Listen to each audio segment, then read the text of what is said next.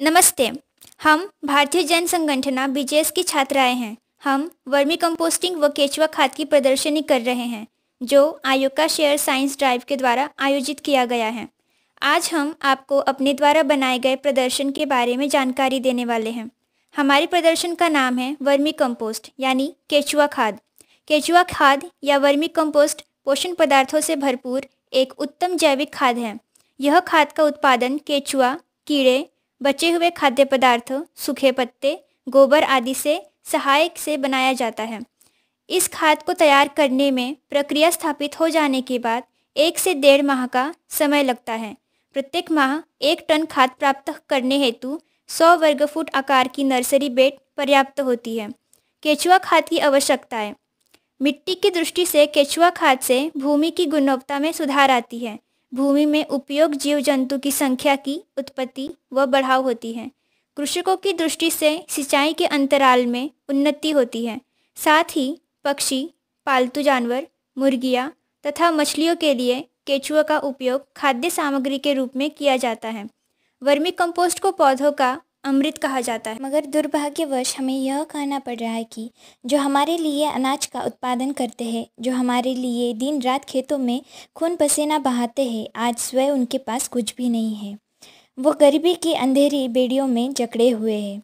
किसानों को इन बेड़ियों से छुड़ाने के लिए तथा किसानों को आत्मनिर्भर व उनकी आर्थिक स्थिति को मजबूत करने के लिए खेतों में सब्जियों, फूलों और फलों की विभिन्न फसलों का उत्पादन बढ़ाने के लिए वर्मी कंपोस्ट परियोजना है। वर्मी कंपोस्ट उत्पादन के लिए आवश्यक गोबर और सामग्री 2 महीनों में ज़्यादा से ज़्यादा 5 पशु प्रदान करता है, जो किसान के पास पहले से ही उपलब्ध होते हैं। अपने स्वयं के गौशाला में बनाए गए केचुआ खाद का उपयोग किसानों को पहले अपने खेत में विभिन्न फसलों पर तैयार करना चाहिए और फिर अच्छे परिणाम के बाद अन्य किसानों को बताना चाहिए। किसानों को आत्मनिर्भर बनाने के लिए केवल 2 वर्मी कंपोस्ट बेड की ज़रूरत है।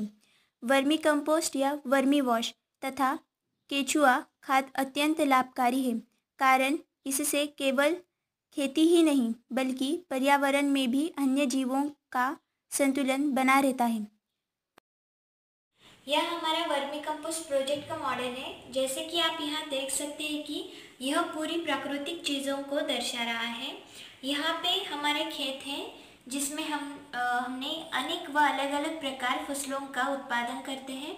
यह हमारे पशुओं के लिए गौशाला बनाया हुआ है। गौशाला की दाईं सतह पे पानी का टैंक बनाया है।